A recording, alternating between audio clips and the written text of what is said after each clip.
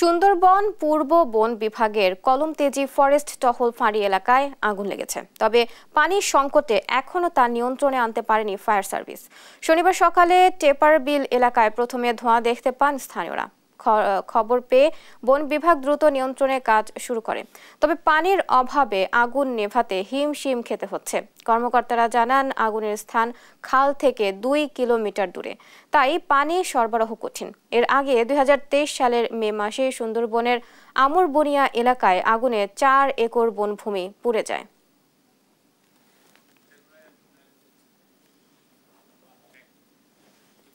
এ বিষয়ে আরো জানাতে বাগেরহাট থেকে সরাসরি যুক্ত হচ্ছেন সহকর্মী এস সোহান।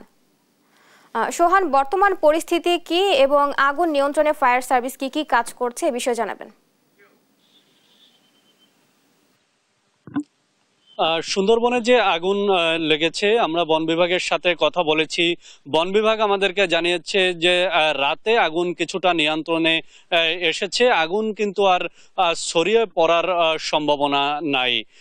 এবং আজকে যে রবিবার সকাল 8টার দিকে ফায়ার সার্ভিসের সদস্যরা কিন্তু ঘটনাস্থলে পৌঁছেছে। তবে এখন পর্যন্ত আগুন যে স্থানে ধরেছে সেখানে কিন্তু পানি ছিটানো শুরু করতে পারেনি তারা।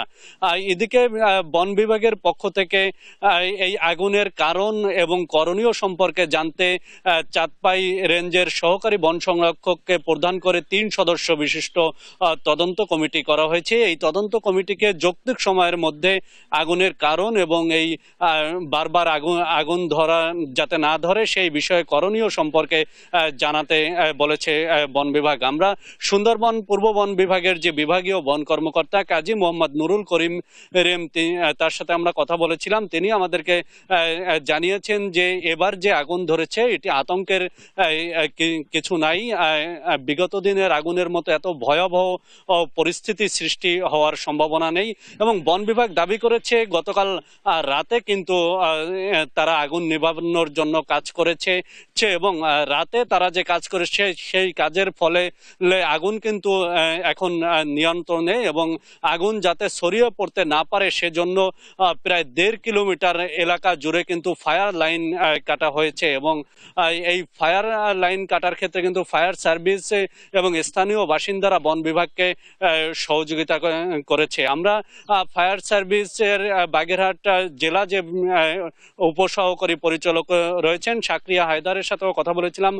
তিনি আমাদেরকে জানিয়েছেন গতকাল সন্ধ্যা পর্যন্ত তারা সেখানে কাজ করেছেন এবং যেখানে আগুন ধরেছে সেই পর্যন্ত তারা পাইপ টেনেছেন। তবে রাত হওয়ার কারণে তারা কাজ বন্ধ করে দেয় এবং আজকে সকাল বেলা ফায়ার সার্ভিসের সদস্যরা ঘটনাস্থলে পৌঁছেছেন এবং তারা খুব দ্রুত কাজ শুরু করবেন এবং আগুন খুব স্বল্প সময়ে নির্বাপন করা সম্ভব হবে বলে আমাদেরকে জানিয়েছেন ফায়ার সার্ভিস এবং বন বিভাগ।